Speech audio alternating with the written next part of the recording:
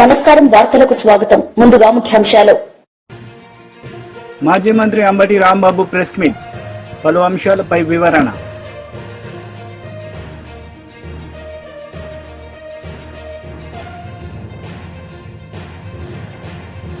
మాజీ మంత్రి Vemula Prashanth Reddy press meet, ఇరు పార్టీలపై ఫైర్.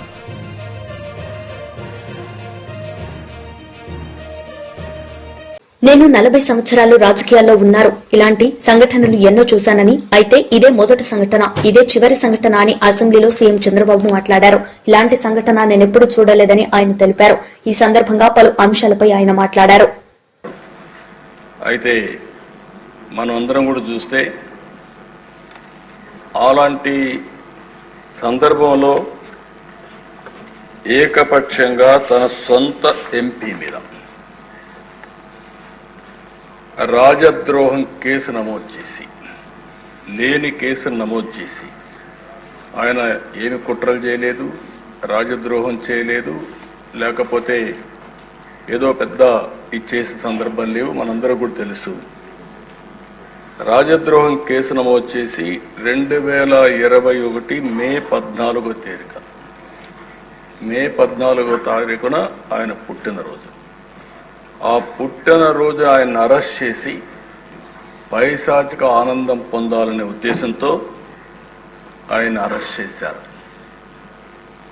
ఆ రోజు మీరు చూస్తే ఒక ఎంపీ పోలీస్ కస్టడీలో టార్చర్ చేయడం దేశంలోనే ఒక పెద్ద సంచలనమైంది. సిఐడి సీనియర్ అధికారులు, ఐపీఎస్ అధికారులు పోలీస్ కస్టడీలో ఒక ఎంపీని ఇలా హింసించిన సంఘటన భారతదేశ చరిత్రలో, నేను కూడా రాజకీయాల్లో 40 సంవత్సరాల నుంచి ఉన్నా, చాలా సంఘటనలు చూశాను. ఇదే మొదటి సంఘటన, ఇదే ఆఖరి సంఘటన నా అభిప్రాయం. నేను ఎప్పుడు చూడలేదు ఇలాంటి సంఘటన, ఎప్పుడు వినలేదు. ఆ రోజు మీరు చూస్తే 5 నెలల కూటమి పాలన గురించి ఒక్క మాటలో చెప్పాలంటే అప్పుల జాతర సంక్షేమానికి పాతర అన్నట్లుగా ఉందని, ప్రభుత్వ వైఫల్యాలను కప్పిపుచ్చుకునేందుకు డైవర్షన్ పాలిటిక్స్ చేయడం, ప్రశ్నించిన వారిని అక్రమంగా నిర్బంధించడం తప్ప ప్రజలకు చేసిందేం లేదని ఎర్రగొండపాలెం ఎమ్మెల్యే తాటిపర్తి చంద్రశేఖర్ స్పష్టం చేశారు. 5 నెలల్లో 57,000 రూపాయల కోట్ల అప్పు చేసిన ప్రభుత్వం ఎన్నికల ముందు ఆర్భాటంగా ప్రచారం చేసిన సూపర్ 6 హామీలను కూడా గాలి కొద్దిలేసిందని చెప్పారు. బడ్జెట్లో 3 పథకాలకు ఏ కేటాయింపులు లేకపోగా మరో 3ంటికి నామమాత్రంగా నిధులు కేటాయించారని తెలిపారు. వారికి కేటాయించింది ఏంటని ఒకసారి కానీ చూస్తే, ఉచిత గ్యాస్ సిలిండర్లు 3 ఇవ్వడానికి 1,54,00,000 కుటుంబాలు ఈ రాష్ట్రంలో ఉన్నాయి. దానికి అయ్యేటటువంటి ఖర్చు అక్షరాల 4,000 కోట్లు కావాలి 3 సిలిండర్లకి. అంటే ఒక్కొక్క సిలిండర్కి అన్నా కూడా దాదాపుగా 13,000 కోట్ల రూపాయలు కావాల్సినటువంటి పరిస్థితి ఉంటుంది. 1,300 కోట్ల రూపాయలు. కానీ వారు కేటాయించింది ఎంత అని చూస్తే 895 కోట్లు. అంటే ఒక సిలిండర్ కూడా ఇచ్చేటటువంటి ప్రసక్తే లేదనేది స్పష్టంగా కనపడుతుంది. ఇక కీలకమైనటువంటి ఆడబిడ్డ నిధి 1,500 పేరుతోటి దగా చేసేటటువంటి కార్యక్రమం, దానికి సంబంధించి 32,400 కోట్లు కేటాయించాల్సి ఉంటే ఇచ్చింది కేటాయింపు కేవలం 0. అంటే ఏమి ఇవ్వలా. ఉచిత బస్సు, ఇది కూడా పెద్ద బుస్సు అనే విధంగా ₹1 కూడా దీనికి కేటాయింపే చేయలేదు. అంటే ఈ రకంగా సంక్షేమానికి పూర్తిగా పాతర వేసినటువంటి పరిస్థితి కనపడుతుంది. ఇంకొక వైపును చూస్తేమో అప్పులు ఒక సంవత్సరానికే 68,000 కోట్ల రూపాయలు అప్పు చేస్తామని స్పష్టంగా బడ్జెట్లోనే ప్రకటించడం జరిగింది. అంటే గత ప్రభుత్వంలో ఇచ్చినటువంటి పథకాల డబ్బు ఏమైపోయింది? గత పరిపాలనలో అందుకున్నటువంటి కుటుంబాలు ఏమైపోవాలి? సో ఈ ఒక రకమైనటువంటి దగా చేస్తూ బడ్జెట్ ప్రసంగంలోనే వారు దొరికిపోయారు దొంగలు.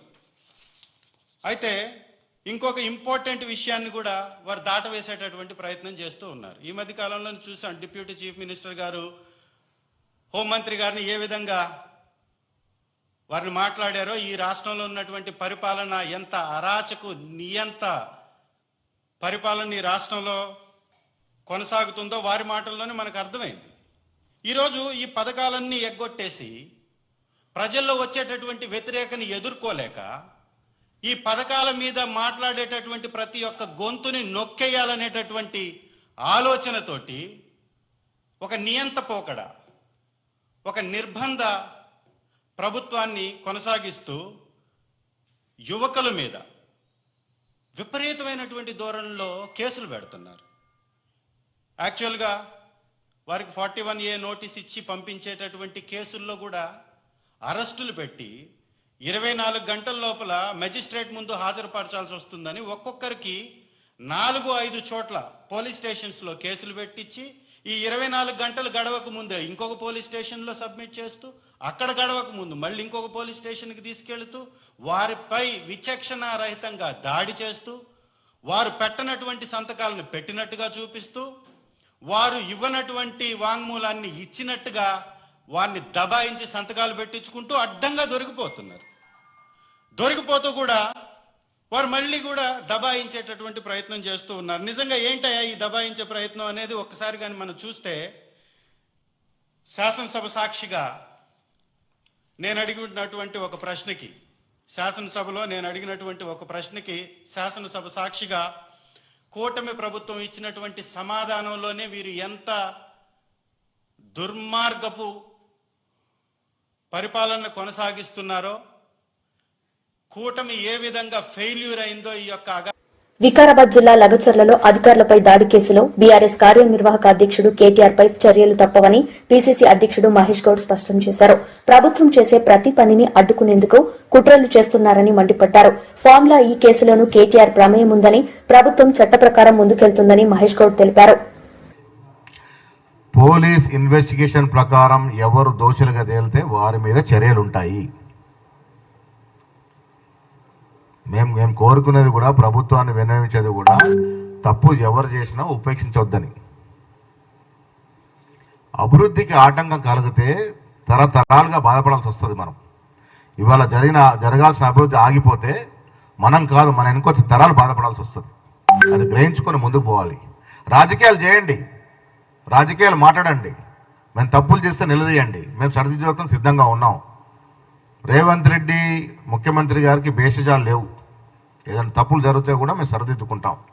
ఇది స్పష్టంగా రేవంత్ రెడ్డి గారు, భట్టి గారు చెప్పడం జరిగింది. సో ఏది లేకుండా కేవలం రాజకీయాల కోసం, మీ అవసరాల కోసం ప్రజల్ని వాడుకుంటాము, ప్రజల్ని రెచ్చగొడతాము, అభివృద్ధిని ఆడుకుంటాము అంటే మాత్రం ఉపేక్షించేది లేదు. ఇది ప్రభుత్వం యొక్క స్పష్టత అనే మాట కూడా నేను స్పష్టం చేస్తా ఉన్నాను. డెఫినెట్గా కాంగ్రెస్ పార్టీ కార్యకర్తల కృషి వల్ల మేము అధికారంలోకి వచ్చాము. మొదటి సంవత్సరం ఉత్సవాలు ప్రతి కార్యకర్త జరుపుకుంటారు. కార్యక్రమాలు ఇవ్వబోతా ఉన్నాం. రేపటి నుండి కాంగ్రెస్ పార్టీ ఈ విజయోత్సవాలు జరుపుకుంటుంది. ప్రభుత్వ పరంగా జరిగే కార్యక్రమాల్లో కూడా కార్యకర్తలు భాగం పంచుకుంటారు. పార్టీ పరంగా కూడా కార్యక్రమాలు ఉంటాయి. బహుశా 2 కానీ 3 కానీ మేము కూడా ఒక బహిరంగ సభ పెట్టి ఈ ప్రభుత్వం సంవత్సరం పాటుగా తీసుకున్నటువంటి అభివృద్ధి సంక్షేమ ఫలాల మీద విశ్లేషించి, చర్చించి, వారు తీసుకున్న శాశ్వత నిర్ణయాల మీద హర్షం వ్యక్తం. సీఎం రేవంత్ రెడ్డిపై ఈటెల రాజేందర్ ఫైర్ అయ్యారు. రేవంత్ సొంత నియోజకవర్గంలో బలవంతపు భూసేకరణకు ప్రయత్నం చేశారని ఈటెల ఆరోపించారు. ఇంటర్నెట్ నిలిపివేసి రైతులను హింసించారన్నారు. స్థానిక ఎంపీ డీకే అరుణను అడ్డుకున్నారని ఈటెల ధ్వజమెత్తారు. తిరుపతి రెడ్డిని మాత్రం భారీ కాన్వాయ్తో పంపించారని దుయ్యబట్టారు. త్వరలో లగచర్లలో బీజేపీ బృందం పర్యటిస్తుందని తెలిపారు. పట్నం నరేందర్ రెడ్డి మాటల్లో తప్పేముందని ఈటెల సమర్థించారు. కలెక్టర్ను పంపిస్తే అంతకంటే ముందే డీకే అరుణ సమక్షంలో ఆగ్రహం వ్యక్తం చేసిన రైతులు, అంతకంటే ముందే కొంతమంది బ్రోకర్లని వాళ్ళు ఊర్లలో బంధించి మీరు మా ఊర్లలోకి వచ్చి భూములు పిచ్చే ప్రయత్నం చేస్తే మిమ్మల్ని వెంటాడతామని చెప్పి బెదిరించిన రైతాంగానికి, అంతకంటే ముందే పాదయాత్రలు చేసిన రైతాంగానికి ఇవన్నీ తెలిసి కూడా అహంకారపూరితంగా కలెక్టర్ గారు అక్కడికి పోయినారు. కలెక్టర్ గారు పోయిన తర్వాత మీ ప్రజా సేకరణకి మేము రాము, మేము మమ్మల్ని ఇబ్బంది పెట్టకండి అని చెప్పిండ్రు వాళ్ళు. అయినా బలవంతంగా మళ్ళీ పోయినరు. పోతే వాళ్ళు నిరసన చెప్పిండ్రు, బయటికి పంపించిండ్రు. స్వయంగా కలెక్టర్ గారు చెప్పిన మాట ఏంటంటే నా మీద దాడి జరగలేదని చెప్పిండ్రు. చెప్పిన తర్వాత రాత్రికి రాత్రి 1500 మంది పోలీసుల్ని ఈ 4 గ్రామాల మీద పడి యుద్ధ భూమిలో ఎట్లయితే ఇతర దేశాలు వచ్చి ఆక్రమించుకొని ఇబ్బంది పెడతాయో గా పద్ధతుల్లో గ్రామాల మీద పడి యువకుల్ని మాట్లాడిన మహిళలందరూ కూడా రాత్రి అరెస్ట్ చేసి తీసుకుపోయారు. తీసుకపోతే ఎందుకు తీసుకుపోతున్నారని చెప్పి అడిగిన కర్మానికి అనేక మంది కొట్టి హింసించారు. ఎంతమందిని హింసించారు, ఎంతమందికి ఏమైందనేది రేపు తెలుస్తుంది. ఇవాళ దాచేస్తుండొచ్చు, ఇవాళ బెదిరిస్తుండొచ్చు, కానీ తప్పకుండా తెలుస్తుంది. ఇంకా దారుణమైన మాట ఏంటంటే ఆ ప్రాంతంలో మొత్తం ఇంటర్నెట్ బంద్ చేసిండ్రు, సెల్ ఫోన్లు పనిచేయకుండా చేసిందంటే అంటే యుద్ధ భూమిని తలపించే పద్ధతిలో రేవంత్ రెడ్డి గారు ఓట్లేసి గెలిపించిన ప్రజానికానికి ఇవాళ చూపిస్తున్నటువంటి నిజస్వరూపం ఇది. చివరికి ఈ సంఘటన మీద స్వయంగా అక్కడ ఎంపీగా ఉన్నటువంటి డికే అరుణ గారు రైతాంగాన్ని కలుసుకుందాం, ఏమైందో తెలుసుకుందాం అని చెప్పి పోతే ఎక్కడో కిలోమీటర్ల దూరంలో వికారాబాద్లో మొత్తం బ్యారికేడ్లు వేసి స్వయంగా ఎంపీగా ఉన్నటువంటి డికే అరుణ గారిని నివారించే ప్రయత్నం చేశారు. కానీ అదే ముఖ్యమంత్రి గారి సోదరుని మాత్రం 50 కార్ల కాన్వాయ్తో 300 మందితో ఆ పల్లెలని కూడా తిరుక్కుంటా మీరు తిరుగుబాటు చేస్తారని మా మీద అని చెప్పి దూషించుకుంటా మీరు కనుక మర్యాదగా సంతకాలు పెట్టకపోతే మీ జైళ్ళల్లో మగ్గేటువంటి మీ యువకులు కానీ మీ కొడుకులు కానీ మీ భర్తలు కానీ బయటికి వచ్చే ప్రసక్తి లేదని చెప్పి చెప్తా ఉన్నారు.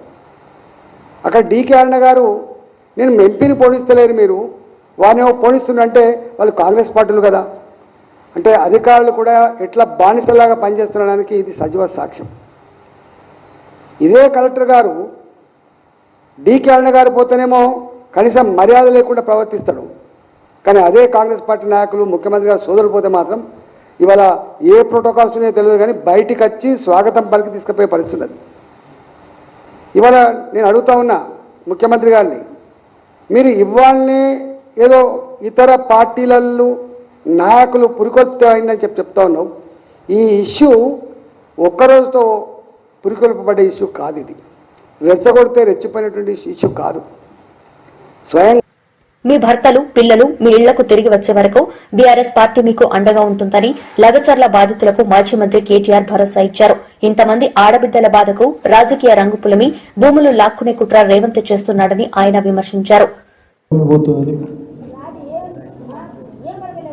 ఏం అడగలేదు, ఎవరిని వేసుకపోయిన ఇప్పుడు 3 ఎకరాలు పోతుందా? మరి మీ భర్తను తీసుకుపోయినా కొడుకునా? మన్మన్ని తీసుకుపోయినా? అయ్యో, కొడుకు బతకడానికి పోయింది, ఇప్పుడు నీ మన్మని తీసుకుపోయినారా? ఎక్కడున్నాడు ఇప్పుడైనా? పరిగి జైల్లో ఉన్నాడా? తెలియదు.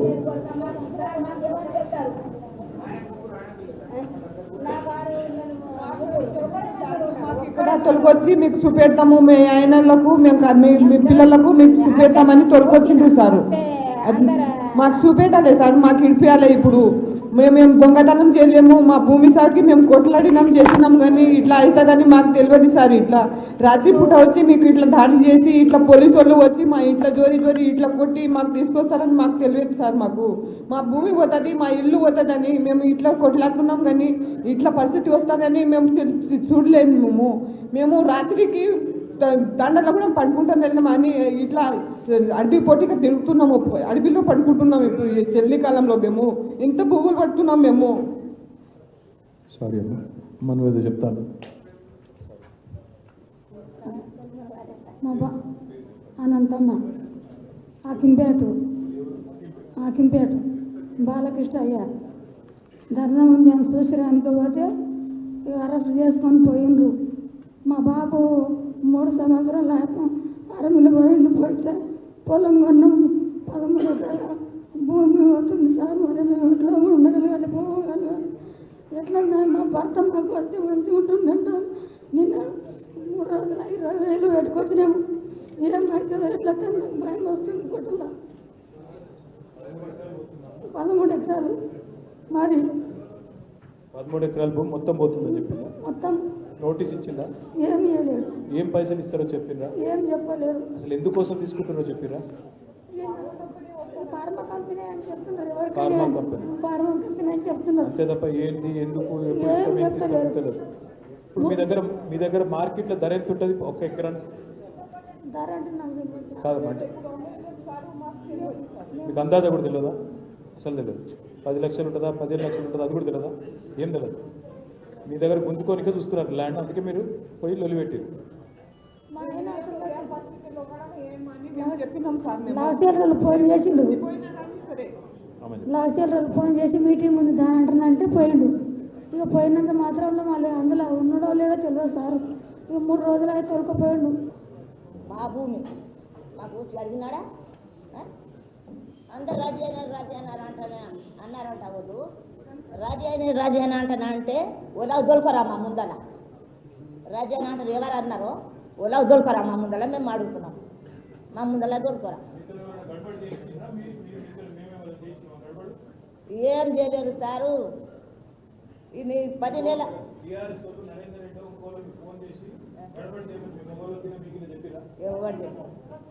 ఎవరైనా గడబడి చేయమని చెప్పిరా?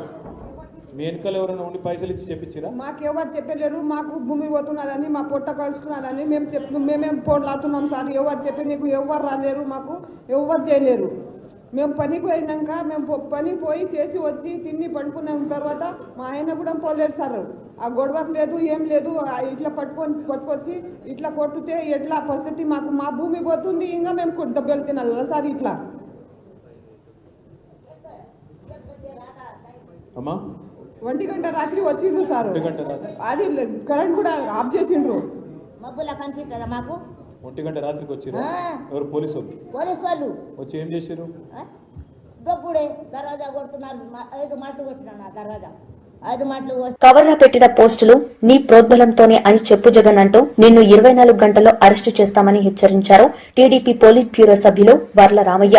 ఈ సందర్భంగా మీడియా సమావేశంలో మాట్లాడారు. విజయమ్మ గారి మీద పెట్టగలడా? నేను జగన్మోహన్ రెడ్డి గారు మిమ్మల్ని అడుగుతున్నా, చెప్పండి.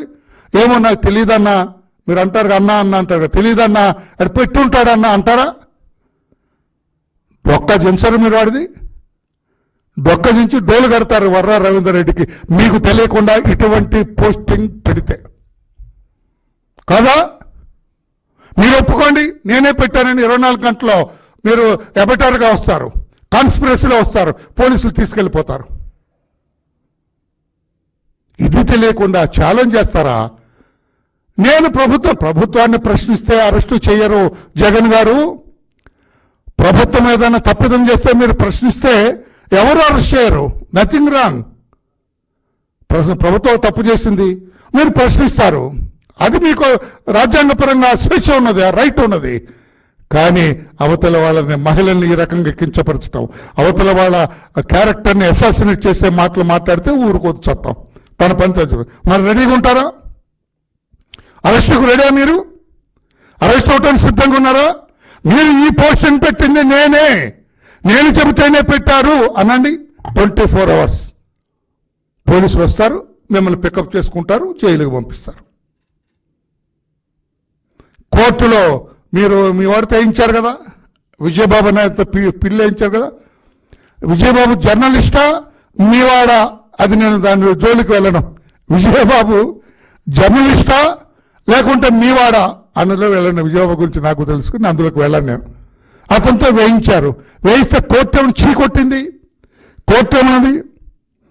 అసభ్యకర పోస్టులు పెట్టిన వారిపై పోలీసులు కేసులు పెడితే తప్పేముంది అంత. కోర్టు చెంపదెబ్బ కొట్టినట్టు కాదు, చెంపదెబ్బ కొట్టినట్టు కాదన్న కోర్టు అడిగింది. ఒక దశలో న్యాయమూర్తులను కూడా అవమానపరిచేలా పోస్టులు పెట్టారని ధర్మాసనం వ్యాఖ్యానించింది. తెలుసు కదా, మీరే కదా దాన్ని అనుకోవడం కూడా మీరే కదా.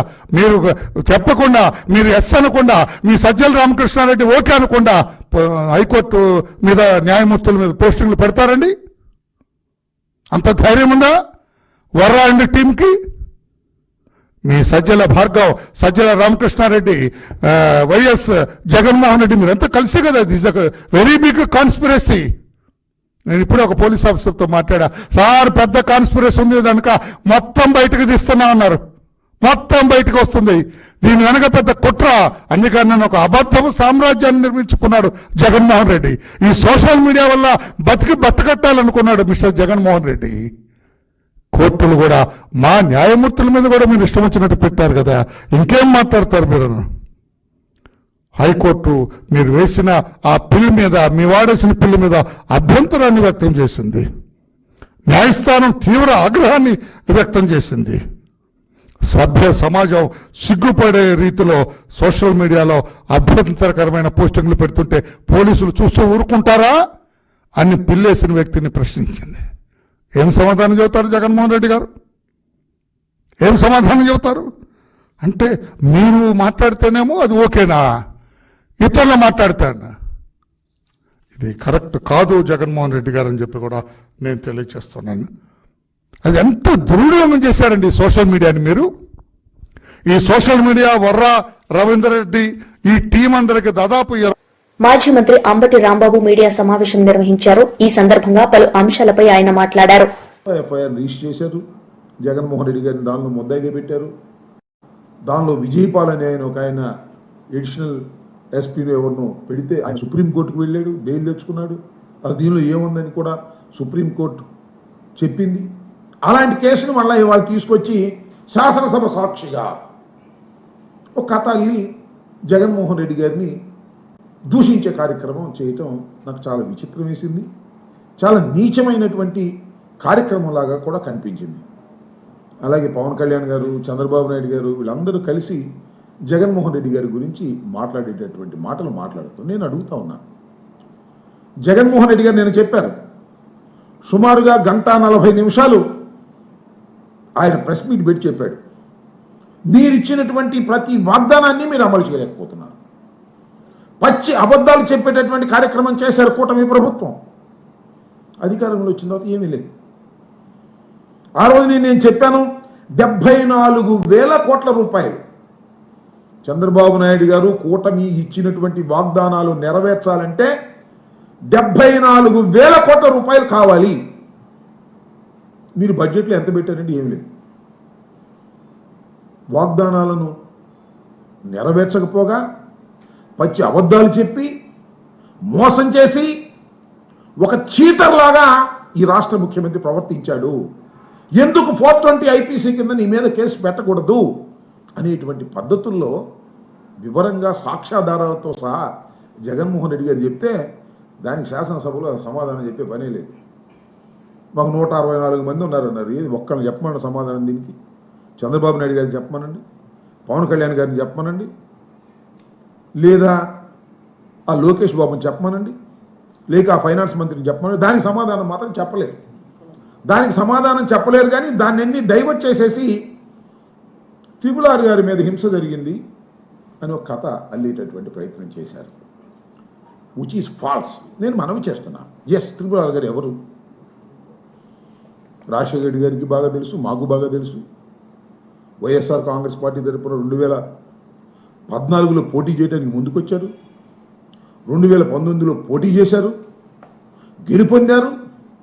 మా పార్టీకి ఎంపీగా ఉన్నారు. మా పార్టీగా ఎంపీగా గెలిచిన తరువాత ఏం చేశాడు ఆయన? చంద్రబాబు నాయుడు గారి హ్యాండ్లు పపెట్ లాగా ప్రవర్తన చేశాడు. చంద్రబాబు నాయుడు గారి డైరెక్షను, చంద్రబాబు నాయుడు గారి డైలాగులు, రచ్చబండి అనేటువంటి ఒక కార్యక్రమాన్ని పెట్టి ఇష్టం వచ్చినట్టుగా జగన్మోహన్ రెడ్డి గారిని, ఈ ప్రభుత్వాన్ని ఇష్టం వచ్చినట్టుగా మాట్లాడారు. ఒకసారి కాదు, 2 సార్లు కాదు, 3 సార్లు కాదు. ఒక ఛానల్ తీసేసుకున్నట్టుగా రచ్చబండ పెట్టి రోజు ఎల్లో మీడియాలో 1 గంట సేపు జగన్మోహన్ రెడ్డి గారిని దూషించటమే పనిగా పెట్టుకున్నారు. మోస్ట్ అన్పార్లమెంటరీ లాంగ్వేజ్ అంతా ఉపయోగించారు, రెచ్చగొట్టారు.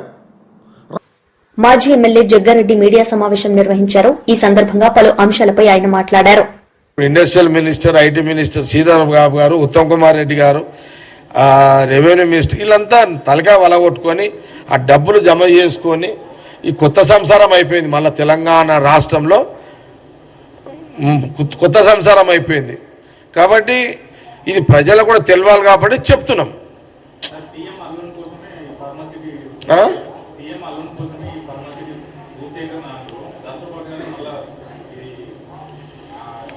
కేట్ ఎవరన్నారు ఈ మాట?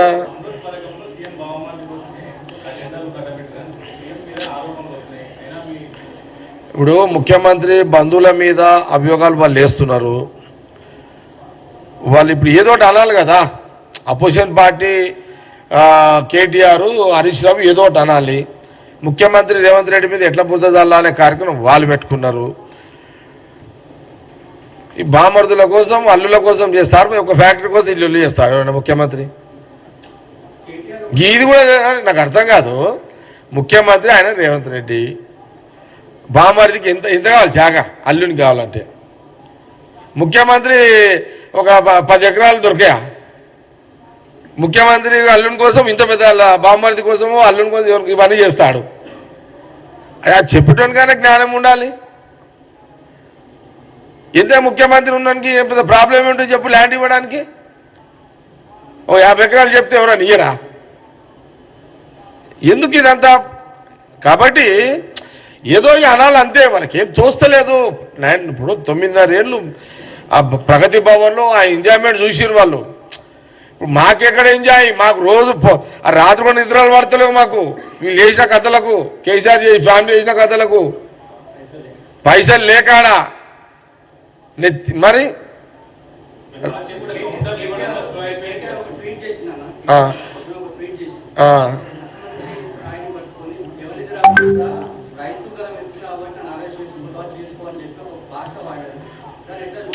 అట్లాంటి అప్పుడు కేసీఆర్ వాడలేడా? కేసీఆర్ ఏమనేటోడు? సన్నాసులు అనేటోడు.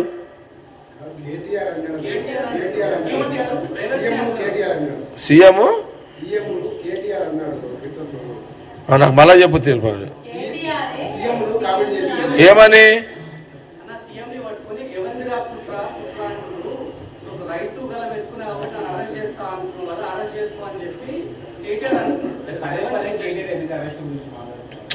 ఇప్పుడు కేటీఆర్కి ఏమైందంటే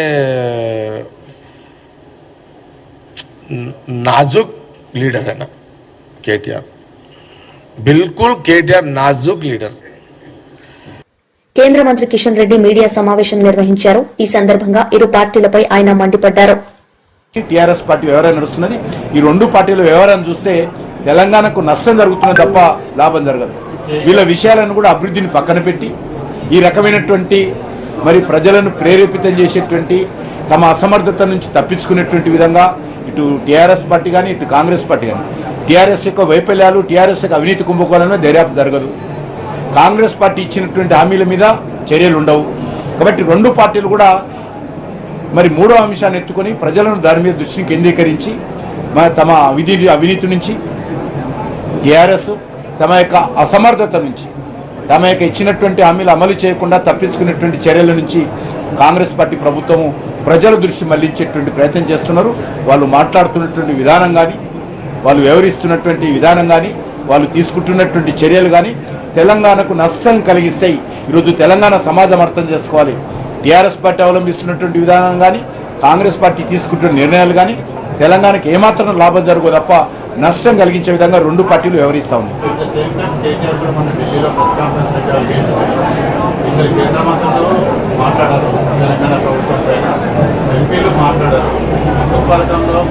ఆయన సర్టిఫికేట్ అవసరం లేదు, నేను మాట్లాడను. ఆయన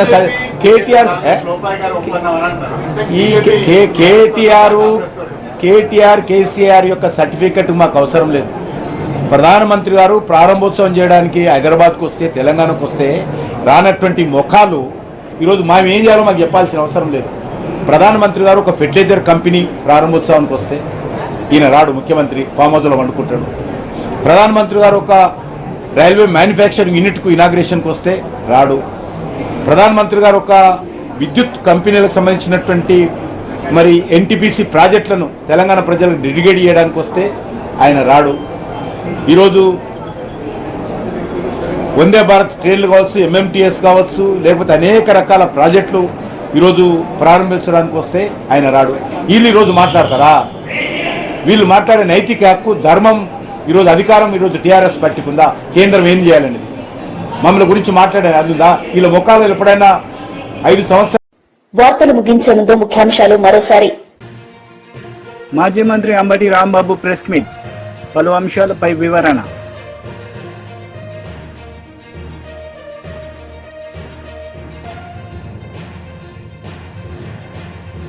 మాజీ మంత్రి వేముల ప్రశాంత్ రెడ్డి ప్రెస్ మీట్, ఇరు పార్టీలపై ఫైర్.